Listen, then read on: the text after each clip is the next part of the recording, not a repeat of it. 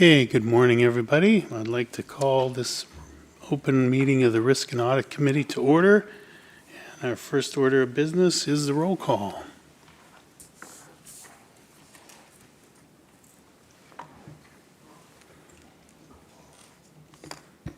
David Miller. Here. Lisa Middleton. Present. Deborah Gallegos for Malia Cohen. Here. Frank Ruffino for Fiona Ma. Present.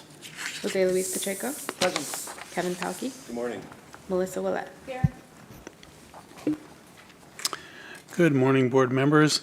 Because we're not all present in the same room and some board members are participating from remote locations that are not accessible to the public, Bagley-Keene requires the remote board members to make certain disclosures about any other persons present with them during open session. Accordingly, the board members participating remotely must each attest either that they are alone or, if there are one or more persons present with them who are at least 18 years old, the nature of the board member's relationship to each person. At this time, I'll ask each remote board member to verbally attest accordingly, and please conduct the roll call. Deborah Gallegos. I attest that I am alone. Thank you. Okay, our first order of business is executive report. Good morning. Thank you, Mr. Chairman, Madam Vice Chair, committee members. I am Kevin Fine, CalPERS Chief Compliance Officer and team member. Happy to be with you here today. We have our standard RAC agenda items today, and coming in November will be the annual independent audited financial statements and the independent auditor's review of management letter. That is the completion of my report. Happy to take any questions. Yeah, thank you. I'm not seeing any questions, so we'll move on.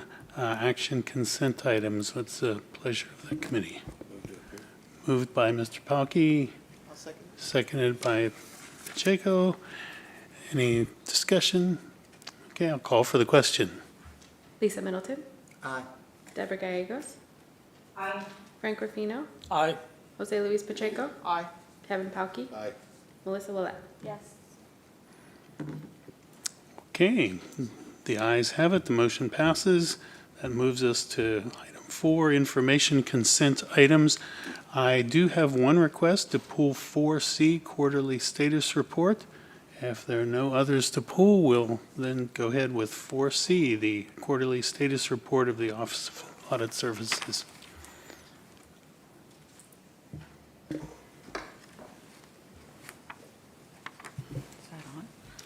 Ms. Miller, that's a question. I'm not sure if you'd like to wait till the report has been read or discussed. Presented and then ask your question, or whether your question can kind of stand alone and be addressed rather than go through the report. I can wait until afterwards. Thank you. Okay. Well, I guess what I was asking, whether do you want the full report, or do you just want to present your question? So it's about observation number 2, long-term care settlement liability. Yeah, why don't you go ahead and ask your question, and then we'll Sure. see. So I just want to be sure, actually, the controller and I had a discussion about this after the public comment yesterday on the impact of the wedding settlement on the long-term care liabilities. And given the observation, I just want to get confirmation from staff that the financials were corrected according to this observation prior to the ALM being run, which resulted in the recommendations for us to increase rates and change the discount rate.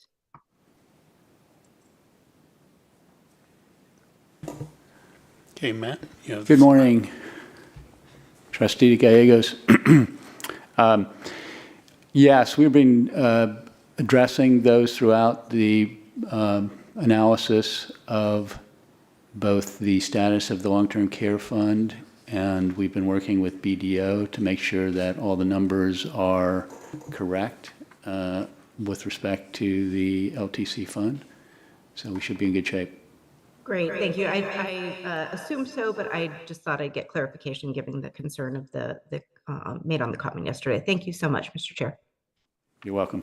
Okay, thank you. Nothing else from the committee? All right, that will move us to the summary of committee direction. I noted no direction, Mr. Chairman. Okay, do we have any public comments? Okay, none noted. So we'll now recess into closed session for items 1 through 3 from the closed session agenda. We'll immediately reconvene in open session after the closed session. Thank you.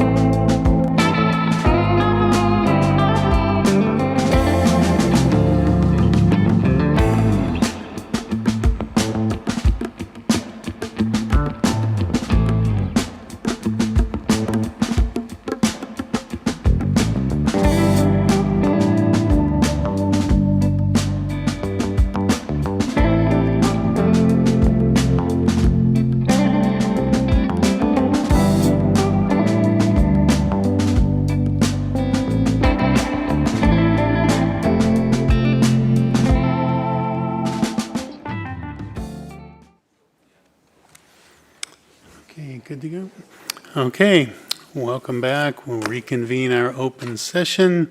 We just concluded our closed session, and hearing no objection, I will adjourn the open session. Okay, we are adjourned. I think the next order of business is Board of Administration. And so let's do 9 o'clock. That's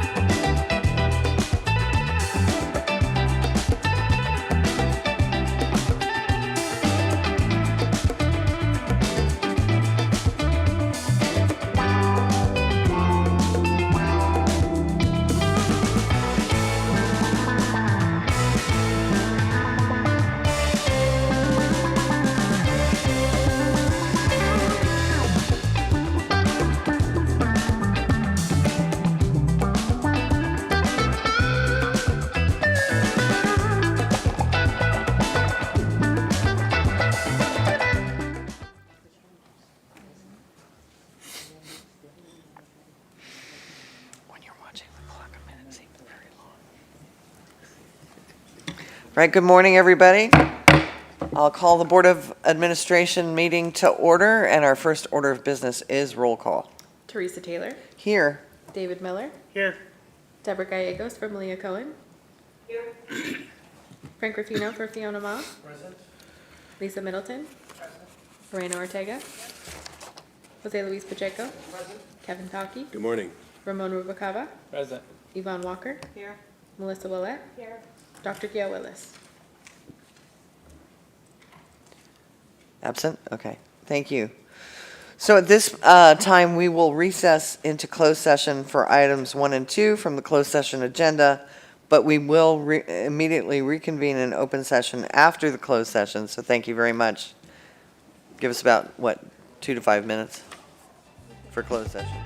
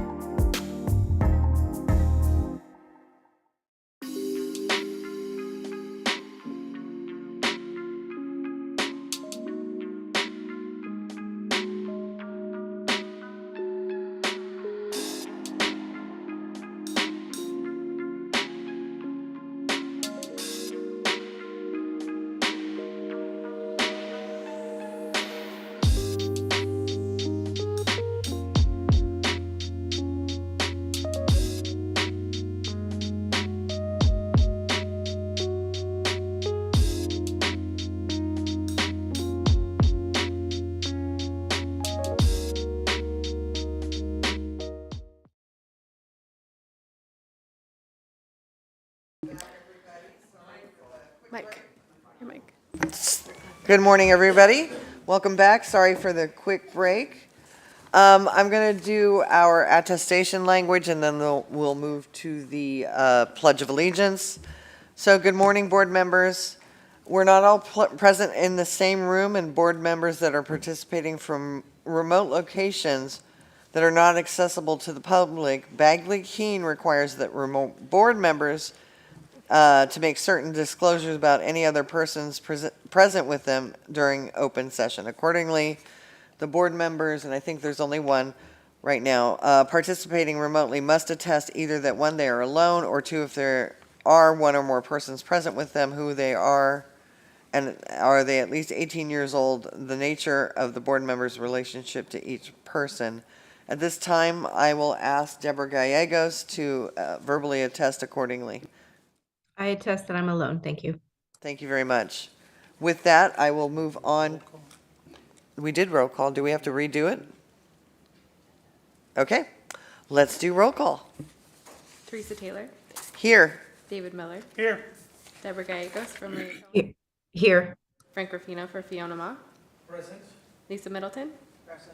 Arena Ortega, Jose Luis Pacheco, Present. Kevin Palkey, Good morning. Ramon Rubalcaba, Present. Yvonne Walker, here. Melissa Willett, here. Dr. Gail Willis. Okay, with that, I will ask Mr. Miller to do the Pledge of Allegiance. Please stand.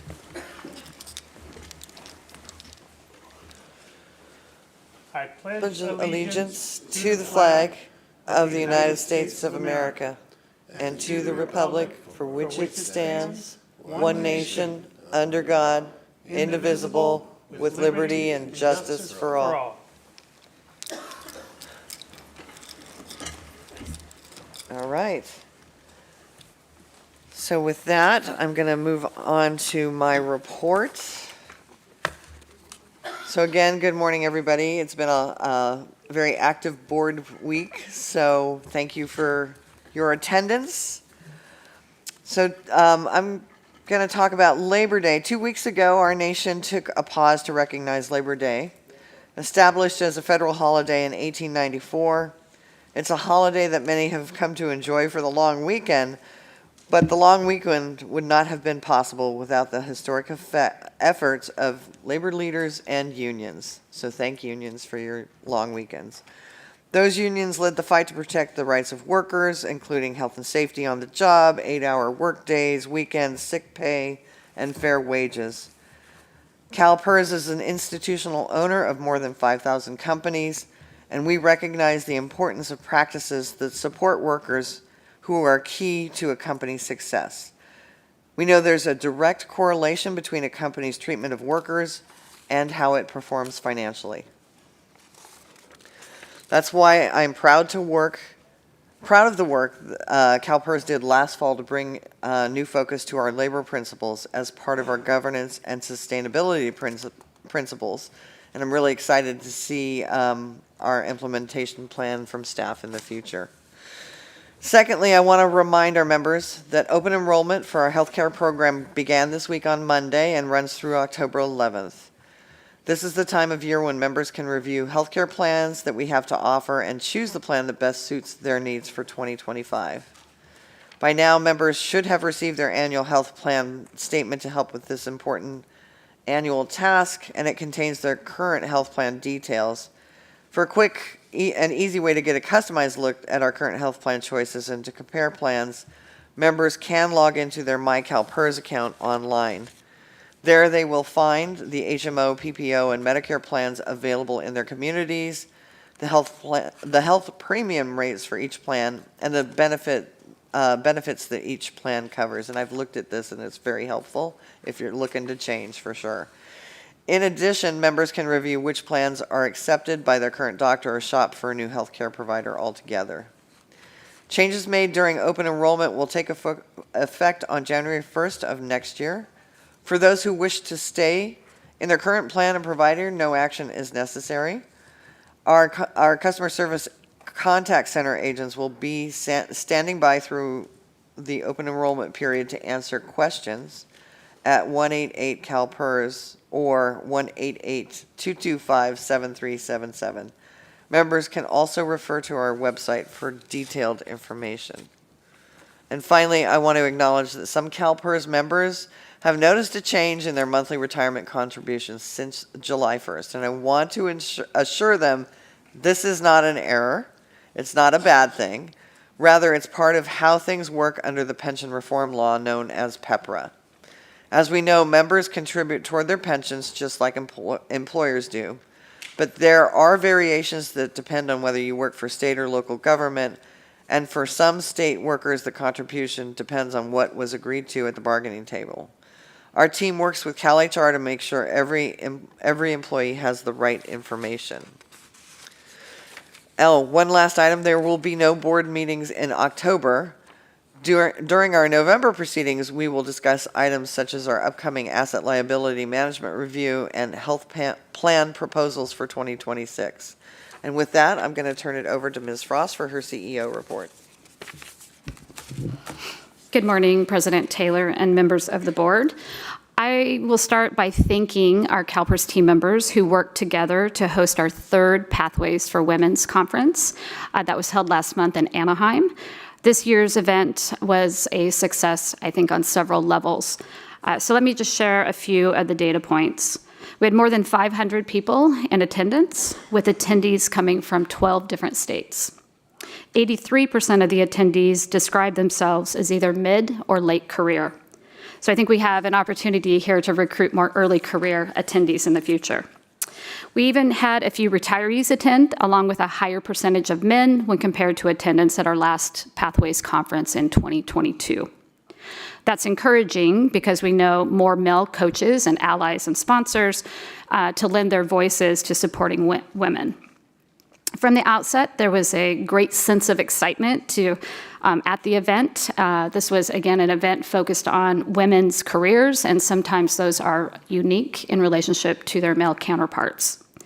One of the most special aspects of Pathways is that it allows women to be with their peers, sharing experiences and advice. There's a lot of positive energy in that kind of environment, and energy that gets people to open up and really engage. Again, thank you to everyone who made the event possible. The Educational Forum, we're celebrating 25 years of partnership with our public employers. Just briefly reminding everyone that this year's Educational Forum takes place October 28th through the 30th, and that will be held at the Town and Country Resort in San Diego. Again, it is the 25th year for an event that is an essential part of working with our employer partners to strengthen their CalPERS processes. More than 1,000 attendees have already signed up, and registration will remain open until October 4th. Past attendees have praised the value of in-person education and having one-on-one conversations with our team members to get questions answered. The schedule offers programming that provides a look into the administration of CalPERS benefits.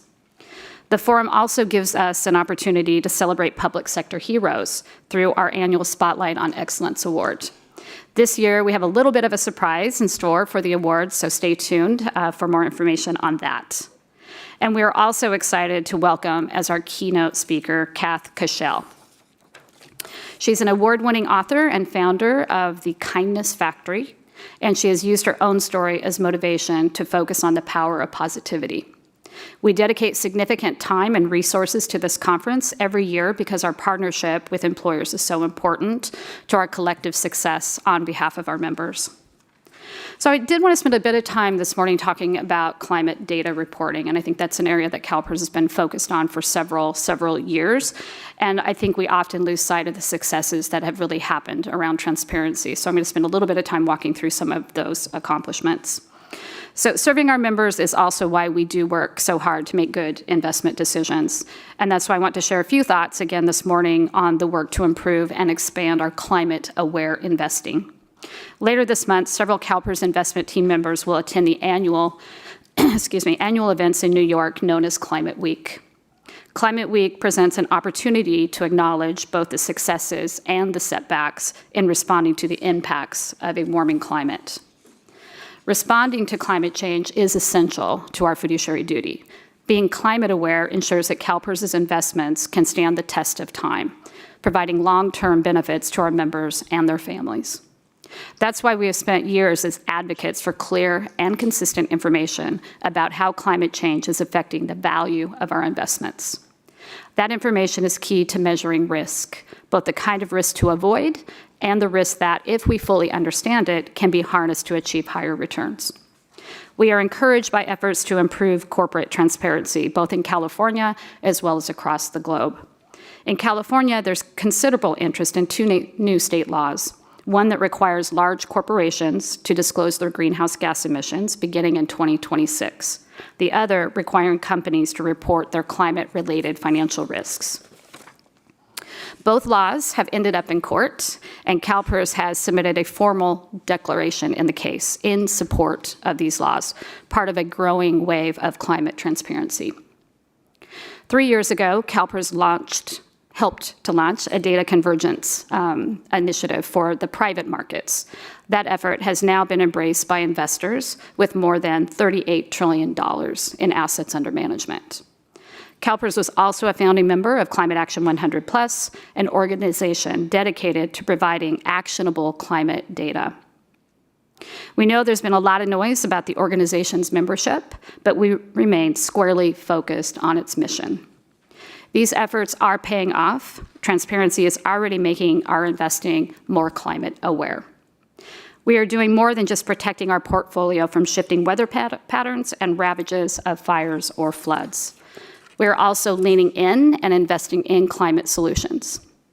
This is a key part of our Sustainable Investments 2030 plan.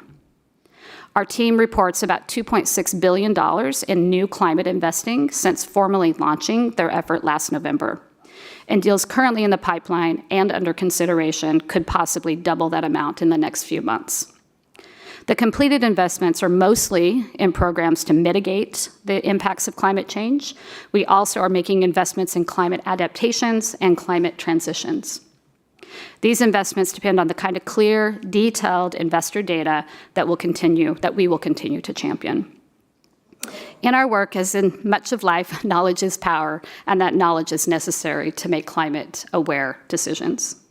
We applaud those who have joined our effort to be climate-aware. The stakes are simply too high for our investments and our members to sit on the sidelines. President Taylor, that does conclude my report, but I'm happy to take questions. Any questions from the board? Okay, Frank? No. Seeing none, we will move on to action consent items. Oh, I'm sorry, I do have a public comment, hold on. From item 4, JJ. Jelencic, sorry.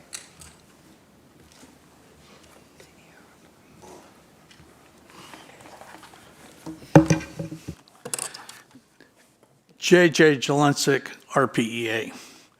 The Pathway Conference was a success. I've heard good things about it. I think it's politically and socially important. However, did it lead to higher investment returns? No. Did it lead to lower risk? No. Did it lead to lower portfolio management costs? No. Did it lead to lower pension administration costs? No. Did it lead to greater access to medical care? No. Did it lead to lower premiums? No. Did it lead to higher medical costs? No. Did it help explain to participants the benefits of the program? No. Since the Pathways for Women's Conference did not serve the purposes of the pension of either the pension or the healthcare trusts, RPA is requesting that you, as trustees, reimburse the fund for the inappropriate use of trust assets. Can we count on you to do so? Yes, that's a question. Okay, thank you.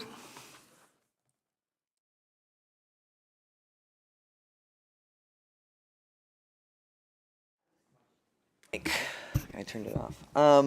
With that, we will move on to action consent items, and I will entertain a motion. Okay, a motion by Jose Luis. We have a second from David Miller. With that, we need I take it a roll call vote, right? And Gail's not here yet. Okay. David Miller. Aye. Deborah Gallegos. Aye. Frank Ruffino. Lisa Middleton. Lorena Ortega. Jose Luis Pacheco. Kevin Palkey. Aye. Ramon Rubalcaba. Aye. Yvonne Walker. Melissa Willett. Yes. Dr. Gail Willis. And she's absent. All right, with next agenda item is agenda item 6, information consent items. I do not believe anybody had any reason to pull any of those items. So we will move on to agenda item 7, committee reports. And with that, I'm going to turn it over to Mr. Miller. I'm just gonna look for you here. There you are. Oh yeah, you turned it on. Thank you. I think you should be on. You turned it off. Don't do that.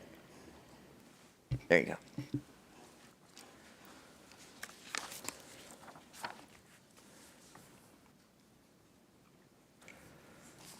Do you have this right here? Here we go. Oh, yeah, I've got it here. Too much paperwork. So we're in investment committee. Okay. Okay, the investment committee met on September 16th, 2024. The committee approved the following. Agenda item 5A. The committee approved staff's recommendation to adopt the recommended policy portfolio candidate B for the mid-cycle asset liability management review long-term care. The committee received reports on the following topics: CalPERS Trust Level Review, CalPERS Trust Level Review Consultant Report, Global Fixed Income Annual Program Review, Global Public Equity Annual Program Review, and the Investment Office Strategic Initiatives. The committee heard public comment on the following topics: climate change, the housing crisis, labor principles, management of the total portfolio, and the responsible contractor policy. At this time, I would like to share some highlights of what to expect at the November Investment Committee meeting.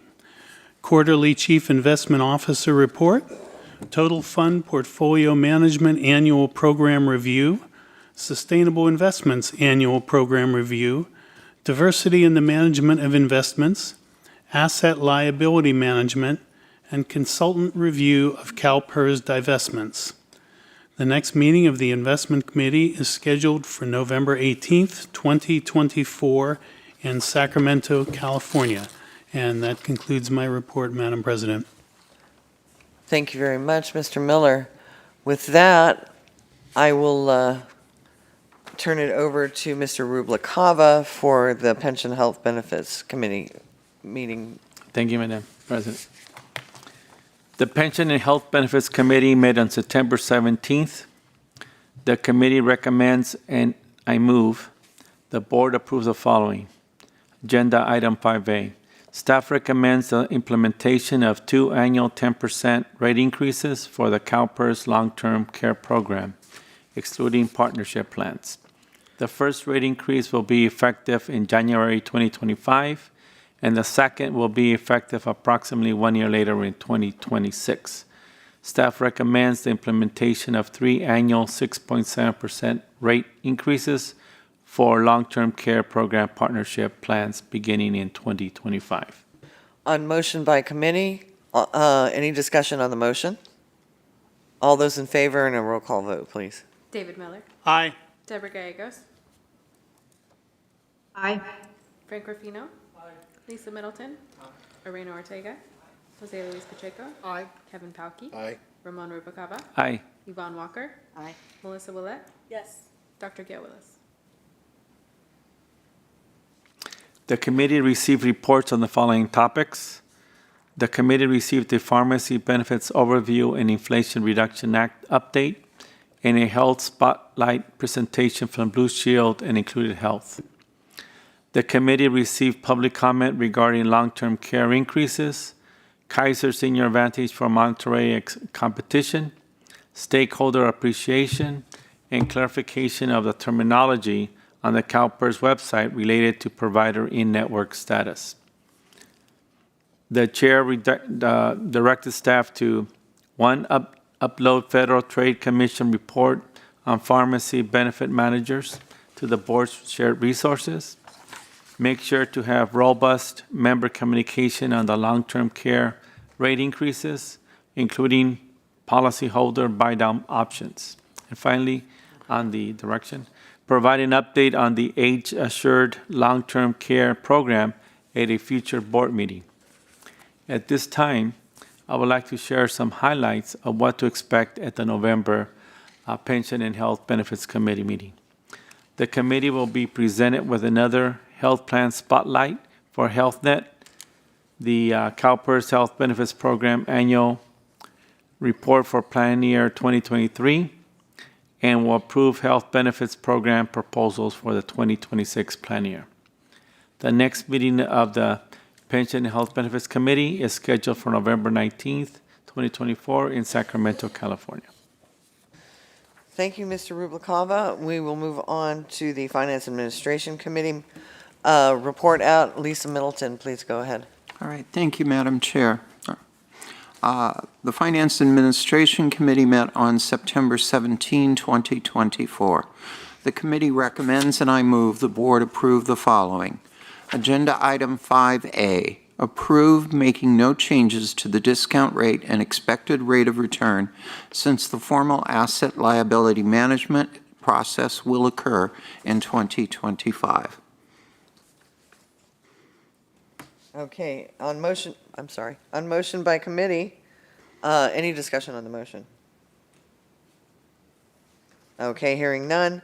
All those in favor, and we need a roll call vote. David Miller, Aye. Deborah Gay, Aye. Frank Ruffino, Aye. Lisa Middleton, Aye. Lorena Ortega, Aye. Jose Luis Pacheco, Aye. Kevin Palkey, Aye. Ramon Rubalcaba, Aye. Yvonne Walker, Melissa Willette, Yes. Dr. Gail Willis. Absent. All right, thank you. Go ahead.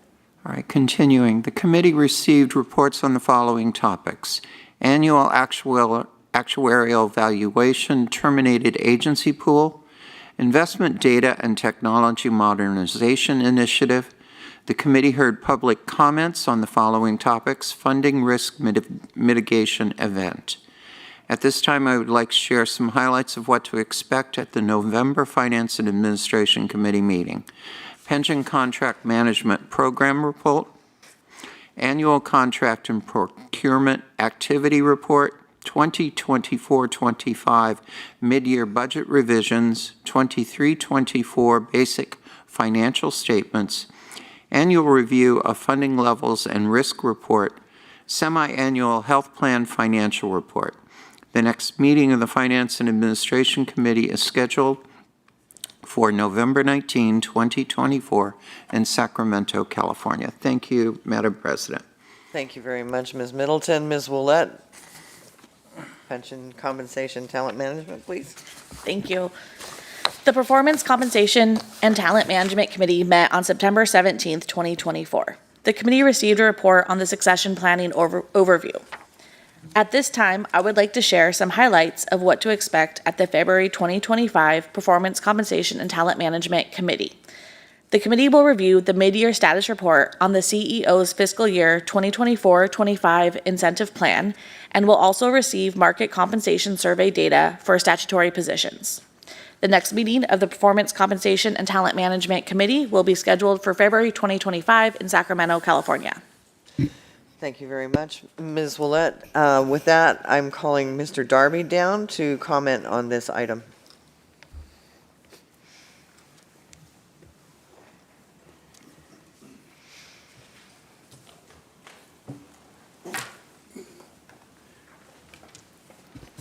Good morning, Madam Chair, board members.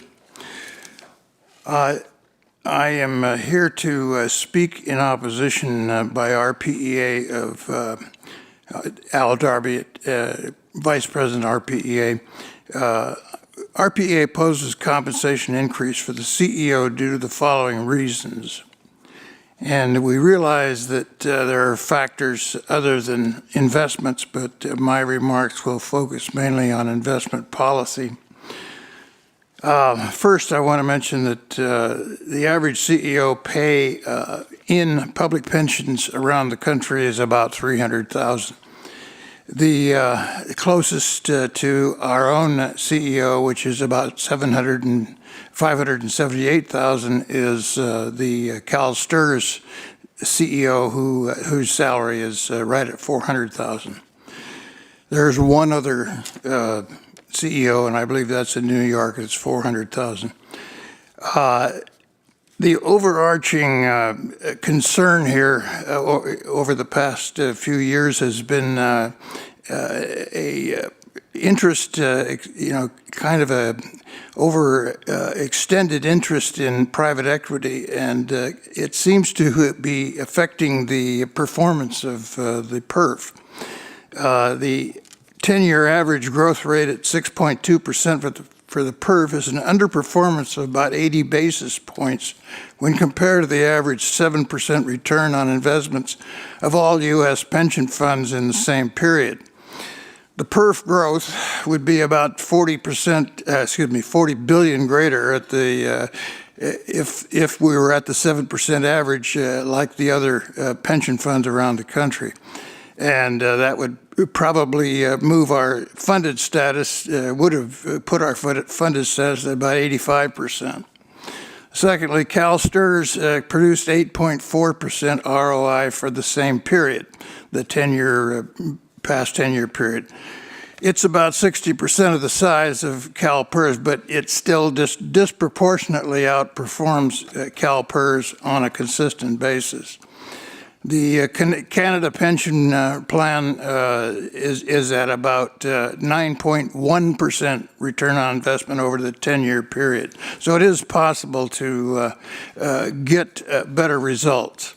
Investment policies that diminished public equity performance were partly responsible for the underperformance here at CalPERS. This was a result of cutting public equity allocation from 50 to 45% to accommodate private equity investment increases, which have underperformed. Also, it was determined that U.S. stock holdings were underweight. U.S. stock holdings of CalPERS were underweight, and non-U.S. stocks at CalPERS were overweight for several years during the past 10 years, reducing the ROI in the bull market period. So we can do better. Thank you. Thank you very much. With that, I'd like to move on to our Risk and Audit Committee, which I believe is Mr. Miller. You got it? Thank you. There you go. Thank you, Madam President. Oh, can I get you to, I'm sorry, Mr. Miller. I believe, yep, there she is. I believe Gail is on. So Gail, I just really want to have you attest that you are, you have no one with you, but if you do, they have to be 18 years old, and what's the relationship? So can you attest to, accordingly to either or? Yes, I do attest that I am alone. All right, thank you. Go ahead, David. Okay, the Risk and Audit Committee met on September 18th, 2024. There were no action items, and there were no public comments. At this time, I would like to share some highlights of what to expect at the November 2024 Risk and Audit Committee meeting. The Independent Auditor's Report for fiscal year 2023 to 2024, and review of the Independent Auditor's Management Letter. The next meeting of the Risk and Audit Committee is scheduled for November 20th, 2024 in Sacramento, California. Thank you, Madam President. Thank you very much. And with that, we are going to move on to, so don't turn your mic off. Did you already? Oh, good. We're going to move on to the proposed decisions of the administrative law judges. Okay, thank you. I move to adopt all four proposed decisions at agenda items 8A1 through 8A5 with the minor modifications argued by staff to agenda items 8A1, 8A4, and 8A5. On motion, all those in favor, and I need a roll call vote, please. Oh, do we need a second? I'm sorry, we need a second. Okay, now I need a roll call vote. David Miller, Aye. Deborah Gallegos, Aye. Aye. Lisa Middleton, Lorena Ortega, Jose Luis Pacheco, Kevin Palkey, Aye. Ramon Rubacava, Aye. Yvonne Walker, Melissa Willette, Dr. Gail Willis. Aye. All right, motion carries. Mr. Miller? I move to deny the petition for reconsideration at agenda item 8B1. On the motion, do I have a second? Mr. Pacheco seconding. I need a roll call vote. David Miller, Aye. Deborah Gallegos, Aye. Frank Ruffino, Lisa Middleton, Lorena Ortega, Jose Luis Pacheco, Kevin Palkey, Aye. Ramon Rubacava, Aye. Yvonne Walker, Melissa Willette, Dr. Gail Willis. Aye. Okay, and with that, we are going to now move on to 8C. And Ms. Tucker, can you come up?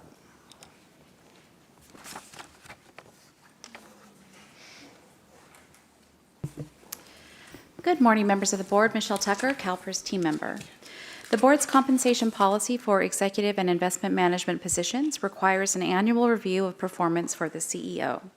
Agenda item 8C is an action item resulting from the Performance, Compensation, and Talent Management Committee's closed session evaluation of the CEO's fiscal year 23-24 performance. All members of the board were encouraged to participate in the committee's performance discussion. Based on the committee's closed session evaluation, along with the incentive metric outcomes, the resulting fiscal year 23-24 incentive award for the CEO is $667,320.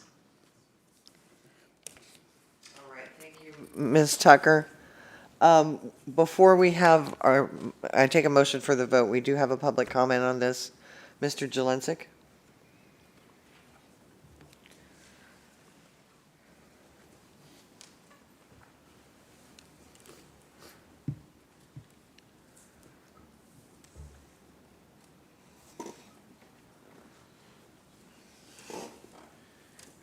J.J. Jelensik, beneficiary, and I want to make it clear that I'm speaking for myself, not for RPEA. Really? Thank you. All right. With that, I will entertain a motion from the committee, or from the board, I should say. Okay, moved by Ms. Middleton, seconded by Mr. Palkey. And then all those in favor, I need a roll call vote. David Miller. Aye. Deborah Gallegos. Aye. Frank Ruffino. Lisa Middleton. Reina Ortega. Jose Luis Pacheco. Kevin Palkey. Aye. Ramon Rubacava. Aye. Yvonne Walker. Melissa Willette. Yes. Dr. Gail Willis. Aye.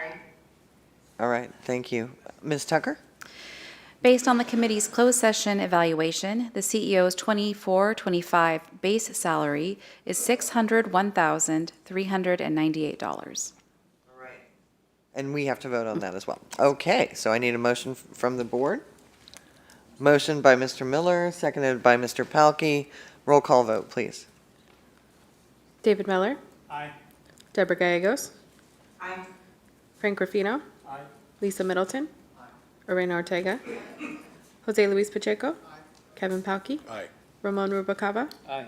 Yvonne Walker. Melissa Willette. Yes. Dr. Gail Willis. Aye. Thank you. Both motions were unanimous.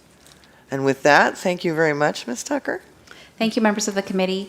Just to provide a little bit of additional information, these calculations were conducted in accordance with the board's policy using the assigned ratings and weightings and the CEO's fiscal year 23-24 base salary. So that does conclude this action item. Thank you so much. Thank you, Ms. Tucker. With that, we will move on to information agenda items, and the first one is 9A, State and Federal Legislative Update. Mr. Brown.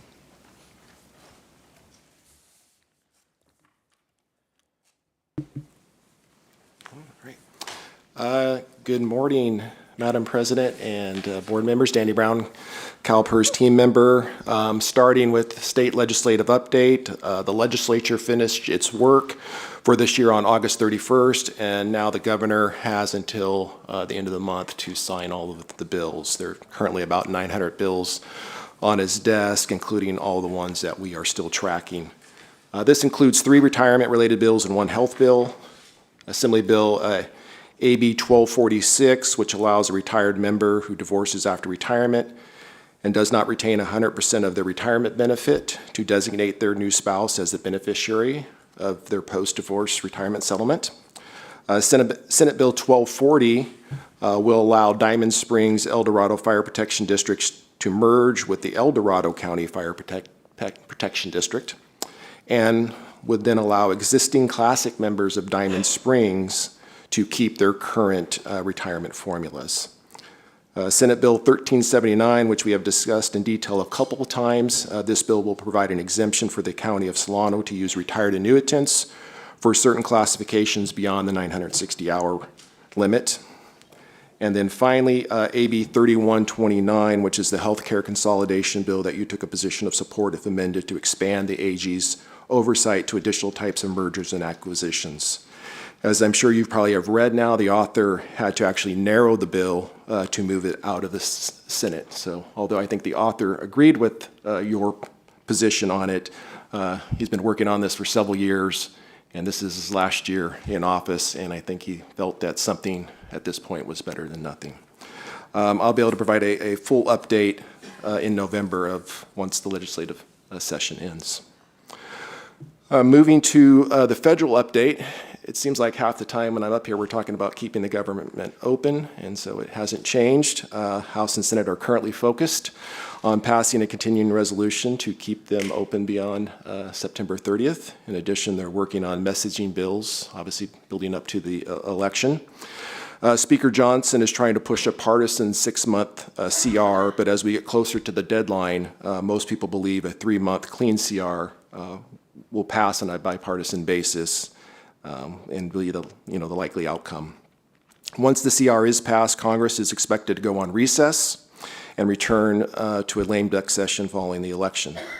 The length of the lame duck session will depend on the extent to which the election changes the balance of power in Washington. They can meet for only a couple of days to pass another continuing resolution to keep the government open and several expiring health care provisions, but they could also try to work on 2025 funding bills as well as a larger bipartisan health care package. I know that there were some questions by Mr. Pacheco yesterday about PBM-related federal legislation, so I thought I might mention them here since we're hoping some of those may end up in any type of bipartisan health package during the lame duck. The main bills on the House side are the Lower Cost Transparency Act. This is H.R. 5378. This bill has passed off the House floor with a vote of 320 to 71, and we've also have mentioned this bill in several of the letters that we have sent to Congress. A couple other House bills are H.R. 2880, Protecting Patients Against PBM Abuses Act, and H.R. 3561, Promoting Access to Treatments and Increasing Extremely Needed Transparency, also known as the PATIENT Act. Both of these bills have unanimously passed out of the House Energy and Commerce Committee, but no further action has been taken at this time on those. On the Senate side, there is the Pharmacy Benefit Manager Reform Act. This is Senate Bill 1339. This passed unanimously in the Senate Helps Committee, and then the Better Mental Health Care, Lower Cost Drugs, and Extenders Acts. This is Senate Bill 3430, and this has passed out of Senate Finance Committee 26-0. Now, I want to point out that while there appears to be bipartisan agreement within each chamber on their bills, what we learned last week is the House and Senate still aren't necessarily on the same page between them. So unclear what will happen in the lame duck session, but what we're hearing is that if there is a bipartisan health care package, the only provisions that might be included are the PBM transparency bill provisions, which isn't necessarily a bad thing. But we'll definitely keep you posted, and I know I listed a number of bills, and if you want me to follow up with a written list, I could do that too. Looks like there's a question, so I can stop. Thank you, Mr. Brown. Yeah, I have a question from Mr. Pacheco. Yes, thank you, President Taylor, and thank you, Mr. Brown, for your update, and thank you for bringing those information from the PBM legislation questions I had yesterday. I just have one question regarding HJ resolution it's the I'm trying to see it from my side here. HJ resolution 127, Mr. Bill Haley it's the congressional review resolution, and I believe CalPERS had commented as support of the proposed enhancement of standardization of climate-related disclosures for investor rules. I just wanted any updates on that. All I can say is it's not likely that any of these CRs are going to go through. I know they filed them on a number of the SEC proposals. I think the one thing is that if one of these rules does pass, then they can't, do any more work in that area except through legislation. So I don't think, the Republicans or the Democrats don't necessarily want to tie their hands. So I think they're kind of messaging bills too and not likely to move through. And obviously, if they do go through Biden, President Biden is not going to sign them. Yeah, I just wanted to get some understanding behind that. Thank you very much. That's all. That's all my questions. All right. So now I was just going to move on to a piece of...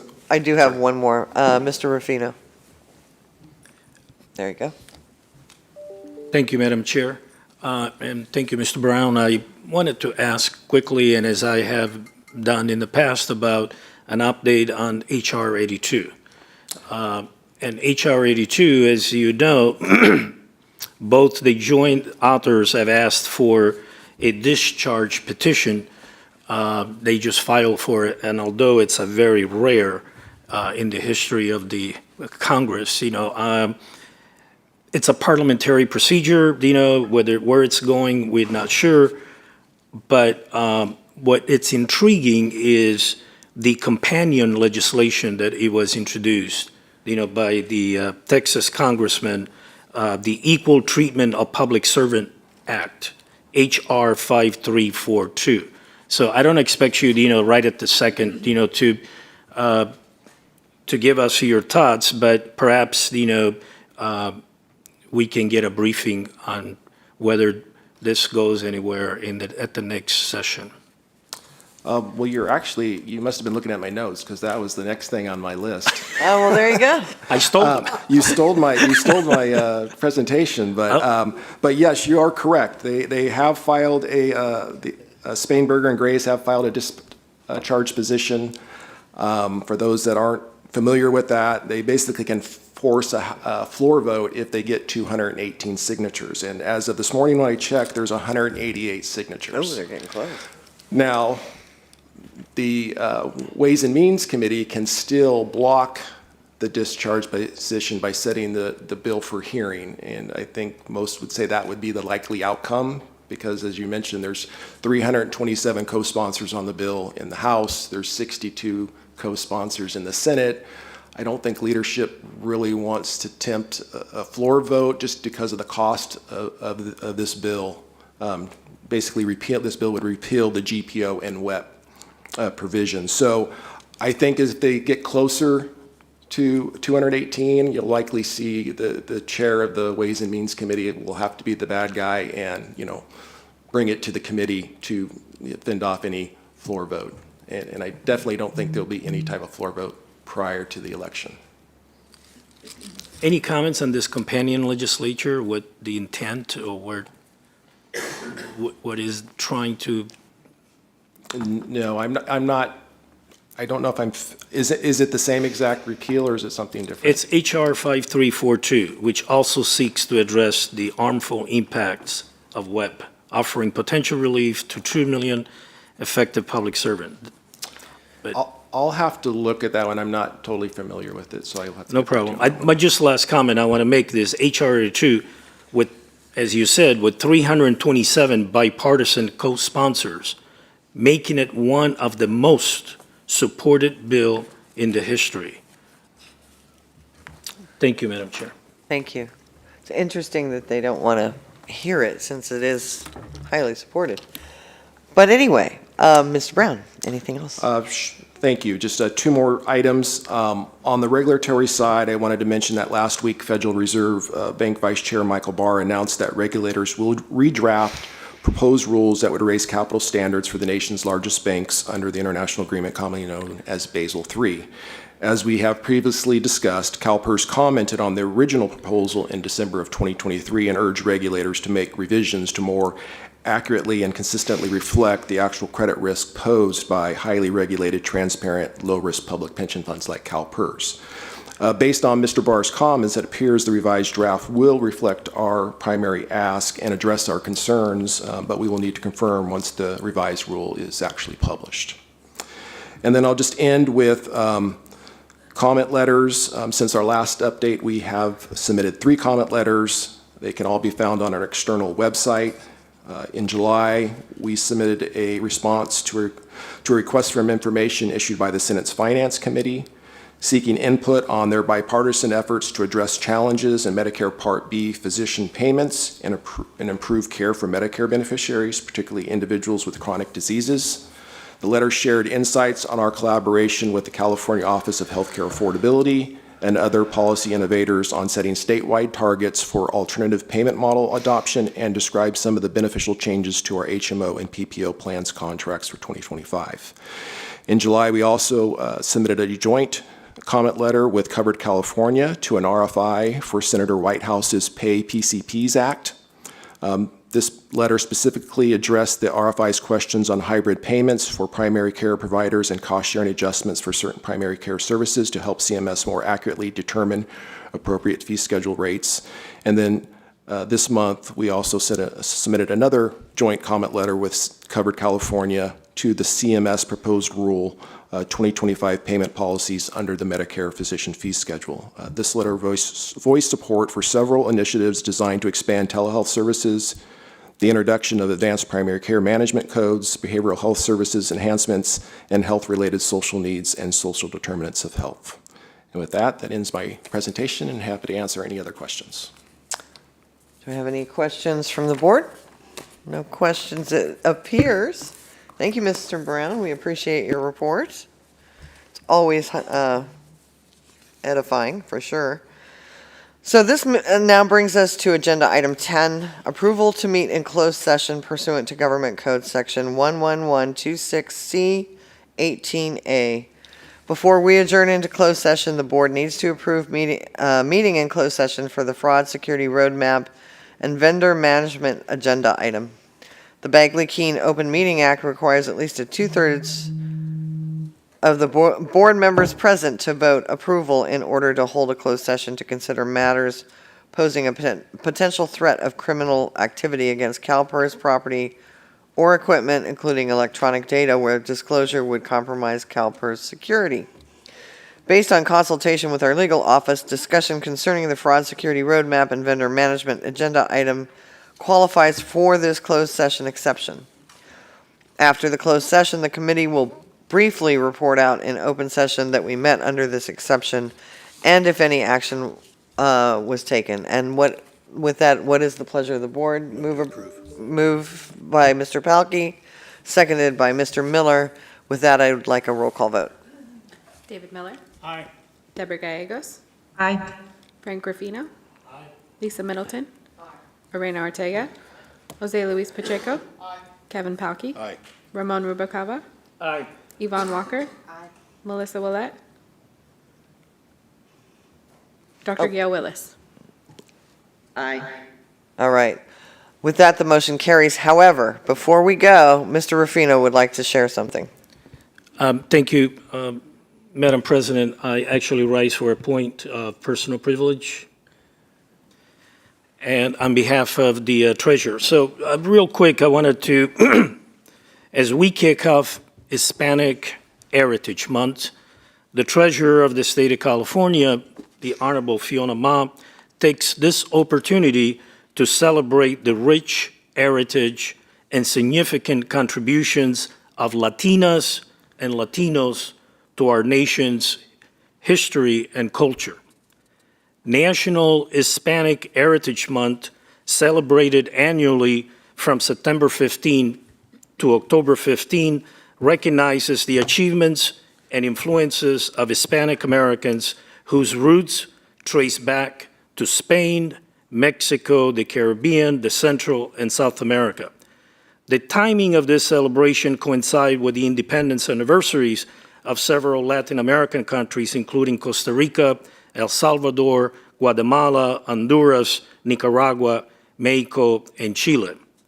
Today, the treasurer proudly recognizes our esteemed colleagues on the boards, including Lorena Ortega, Ramon Rubalcaba, Jose Luis Pacheco, and Deborah Gallegos, as well as our dedicated CalPERS staff of Hispanic heritage.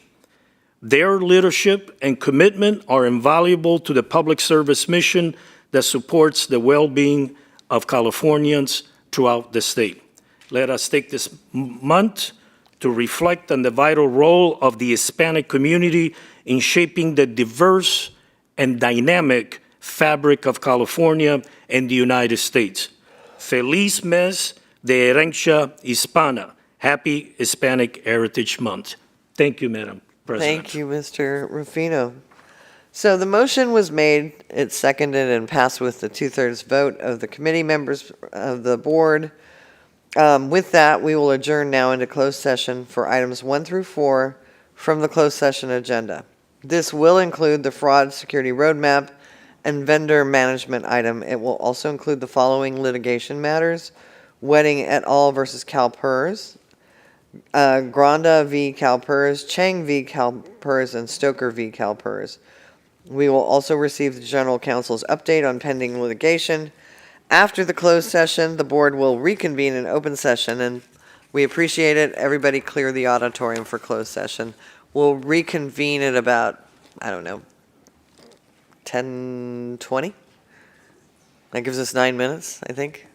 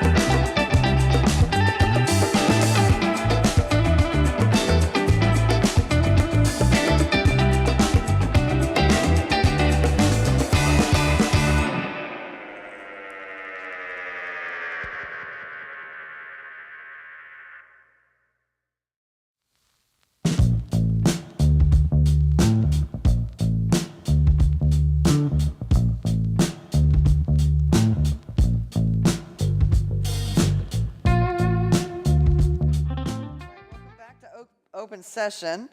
The Board of Administration met in closed session today pursuant to Government Code Section 11126, Subdivision C, 18A. During the closed session, the Board of Administration received a report on CalPERS fraud security roadmap and vendor management. The Board of Administration took no action. This adjourns this month's Board of Administration meeting. The next Board of Administration meeting is scheduled for November 18th through 20th, 2024. Look forward to seeing everybody then. It looks like it's only staff here, but thank you all. We are now adjourned.